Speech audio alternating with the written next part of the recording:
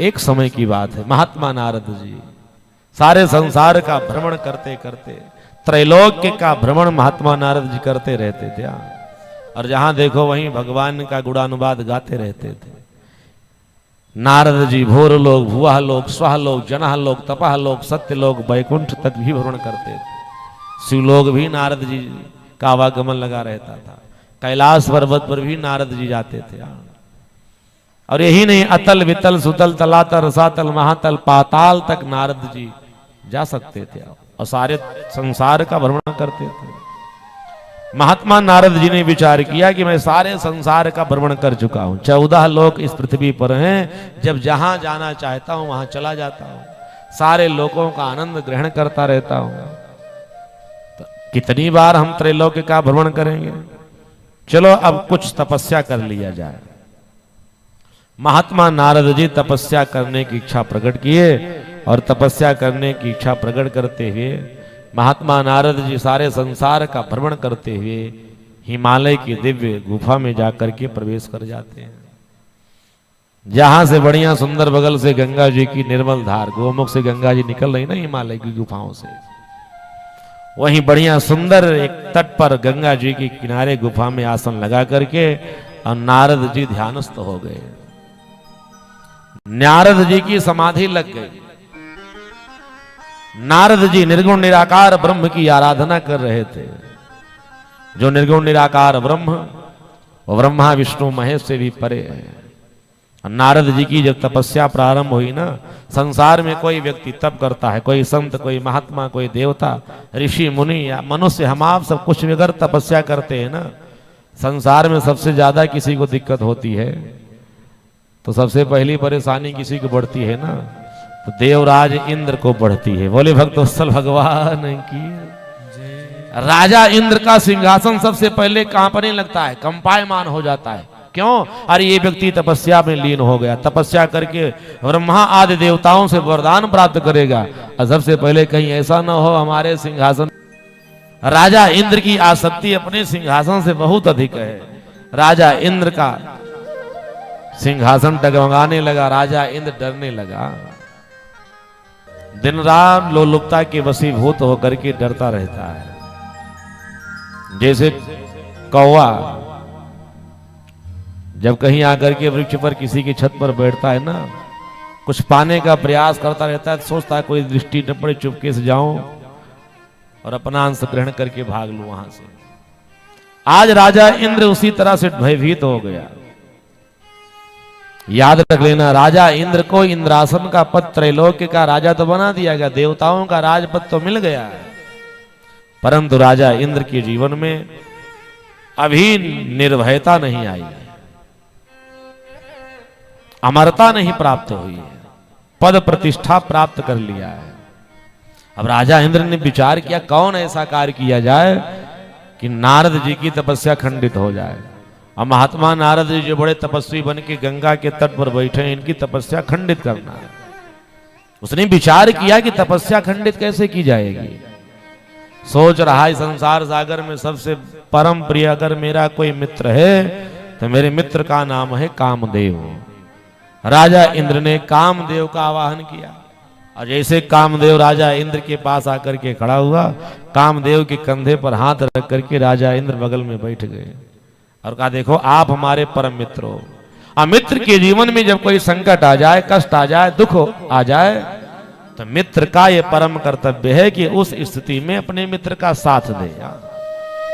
मित्रता की परिभाषा क्या होती, बहुत ध्यान देकर के सुन लीजिए। अब आजकल के मित्रों की बात नहीं कर रहा हूं। आजकल के मित्र तो ऐसे हैं ना, एक संत की बात मुझे बड़ी प्रिय लगी।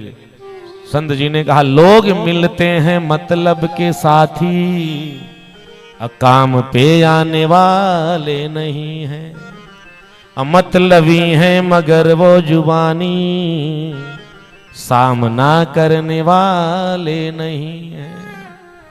दोस्त बनकर खड़े पास लेकिन अस्थियों में है खंजर छुपाए, मौका मिलने पे कब वार कर दे दोस्तों पर भरोसा नहीं है। अरे दोस्तों मान लो मेरा कहना, अब किसी पर भरोसा न करना। अब बात करता हूं औरों की, लेकिन अब खुद ही पर भरोसा नहीं है। अब खुद ही पर भरोसा नहीं है। आज की मित्रता सबसे ज्यादा कलंकित है। ज्यादातर मर्डर जो हो रही ना, उसमें जगह ढूंढा जाता है, लोग मार दिए जा रहे हैं, प्राण ले लिए जा रहे हैं। सबसे पहला हाथ अगर किसी का होता, बड़े किसी खास मित्र का।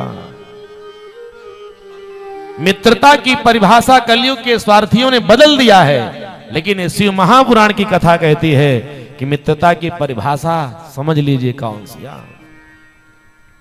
मित्र होने चाहिए कि अपने मित्र के कष्ट को, अपने मित्र के दुख को देख करके जो मित्र दुखी न हो जाए, ऐसे मित्रों को देखना महापाप होता है। अब सोचिए, देखने में इतना बड़ा पाप है, तो उनके साथ उठने में, बैठने में, रहने में, सोने में, खाने में, पीने में कितना बड़ा पाप होगा, जरा विचार करिए। मित्रता की परिभाषा यह है कि अपने ऊपर कोई विपत्ति आ जाए, पर्वत के समान अगर बहुत बड़ी विपत्ति हो, उसको मिट्टी के समान समझो। और मित्र के जीवन में अगर मिट्टी के समान छोटी सी विपत्ति कहीं से आ जाए, तो पर्वत के समान समझ करके उसमें सहभागी बनो, उसका साथ दो। यह है मित्रता। और जो मित्र अपने मित्र के दुख को देख करके दुखी नहीं होते, ऐसे मित्र को देखना महाअपराध है, महापाप है।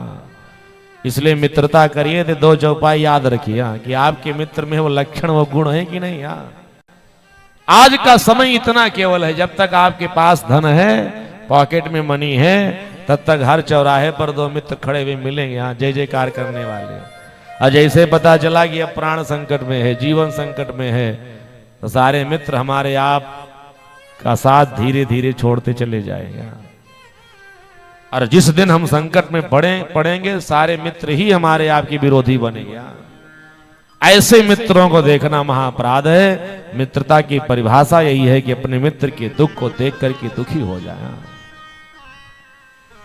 राजा इंद्र ने कहा, कामदेव आप तो मेरे मित्र हो ना, मेरे सिंहासन पर आपत्ति आ गई, विपत्ति आ गई, क्यों? क्योंकि महात्मा नारद तपस्या करके कहीं ना कहीं हमारा ये सिंहासन प्राप्त कर लेना चाहते हैं, इसलिए आप मेरा साथ दीजिए। कामदेव ने कहा, ठीक है, मैंने आपको मित्र माना, बताओ क्या करना है। आप जाकर के सबसे पहले नारद जी की समाधि का खंडन कराइए। कामदेव आज राजा इंद्र की आज्ञा मान करके अपने मित्र की, और राजा भी हैं देवताओं की, चल पड़ा।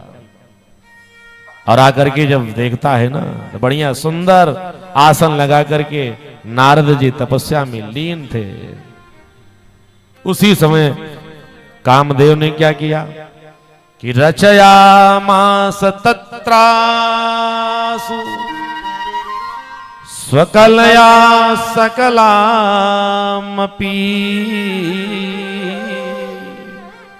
बढ़िया सुंदर तरीके से कला अपनी प्रकट कर देता है। एक ऐसी अद्भुत रचना प्रकट किया, बड़ी बड़ी अप्सराओं को, सुंदर सुंदर अप्सराओं को ला करके खड़ा कर दिया नारद जी के चारों तरफ। तरह तरह के बाजने, मृदंग आदि सब, ढोल नगाड़े सब बजने लगी, दुंदुबियां बजने लगी, प्रकृतियां प्रसन्न हो गई, नाना प्रकार के पुष्प खिल गए,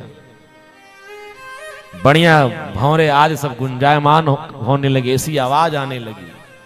महात्मा नारद जी की तपस्या खंडित करने के लिए अपनी सारी कला अप्सराओं के साथ, देवांगनाओं के साथ, नित्यांगनाओं के साथ सब कामदेव ने प्रकट किया।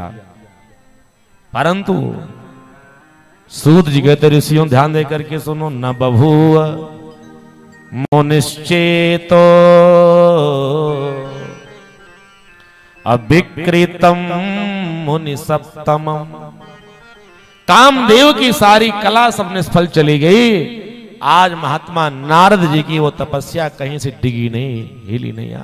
महात्मा नारद जी तपस्या में लीन रहे। नारद जी के मन को किसी तरह से कामदेव खंडित नहीं कर पाए, और सारा अपना प्रयास करते करते सजनों, आज कामदेव श्रमित हो गए, राजा इंद्र के पास पहुंच जाते हैं। महात्मा नारद जी की तपस्या इतनी कठिन है ना कि मैंने अपनी सारी कला सब कर प्रकट कर दिया, लेकिन महात्मा नारद जी की तपस्या में कहीं से भी कुछ फर्क नहीं पड़ा। इसलिए अब मैं अच्छा, नारद जी जो तपस्या कर रहे हैं, कामदेव अपनी सारी रचना बनाया, सारी रचना रची, लेकिन सारी रचना निष्फल चली गई। इसके पीछे का जो रहस्य है ना, ये वही दिव्यात दिव्य सजनों स्थान है जिस स्थान पर देवादिदेव महादेव ने तपस्या किया था। और महादेव की भी तपस्या आगे कथा में सुने, खंडित करने के लिए कामदेव आया था। और जब कामदेव ने अपनी सारी रचना रच करके महादेव की तपस्या को खंडित नहीं किया, नहीं कर पाया, तो भोलेनाथ के ऊपर 5 बाण का प्रहार किया था। कथा सुनेंगे, भोलेनाथ की तपस्या खंडित हुई, नेत्र खुला, कामदेव भस्म हो गया। लेकिन भोलेनाथ ने उस स्थली को, उस स्थान को आशीर्वाद दिया कि अब ये इतना पवित्र जो स्थान है, यहां पर कोई भी व्यक्ति आकर के बैठ करके अगर तपस्या करेगा तो कामदेव का प्रभाव इस स्थान से निष्फल हो जाएगा।